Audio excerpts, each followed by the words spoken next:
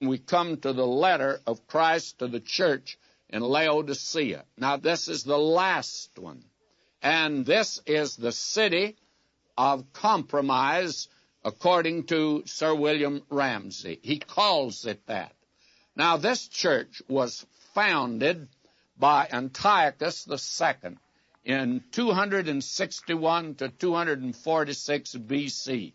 It had a Seleucid foundation. Seleucus was one of the generals of Alexander who took Syria, and Lysimachus took Asia Minor.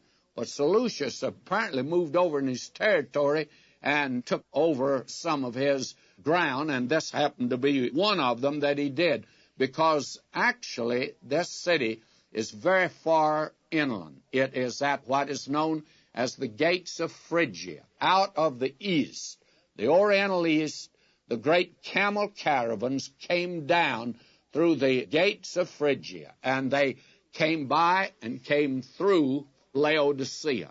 Laodicea was a great city, and this road that came out of the east, and it went to Ephesus and to Miletus and also up to what we call today Izmir, but Smyrna in that day.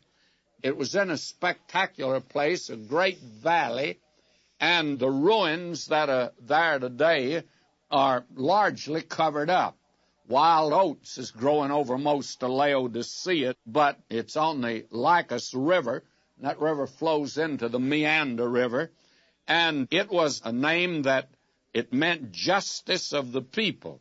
But actually, it was named for the wife of Antiochus, Laodice, and there were several cities that bear this name, by the way, of Laodicea. This one, of course, was the most famous one of all. Now, it was a great place of wealth. It was a great commercial center, as you can well understand. And it was a place of Greek culture. And it was a place of science and of literature.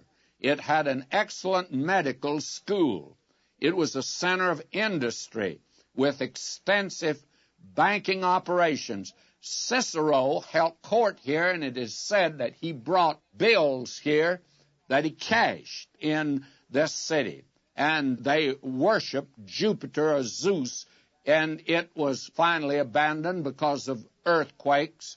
And the ruins there are very impressive. What you can see, there are actually 2 Roman theaters. There's a big stadium there, and there are 3 early Christian churches. The ruins of them are still there. Now, actually, the city itself has not been excavated. In other words, these ruins, they protrude up through all of the debris and all of the growth that is there. As we said, it looks to me like it's wild oats that grow all over the place. And I heard from a man in Istanbul that there was an American foundation that had set aside $2 or $3 million to excavate Laodicea. And if I wasn't so involved, I'd love to go over there and join in that excavation. I think it would be very much worthwhile. Now, this was a city that was a big business place. They made clothing there, and they manufactured an eye salve.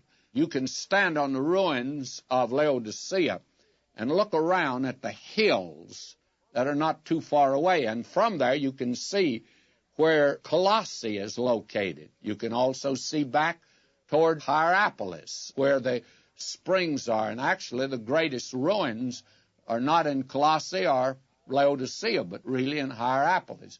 But the hills there have a very funny color, and they took that clay and they made it into a salve for eyes and also for ears, and it was shipped all over the Roman Empire.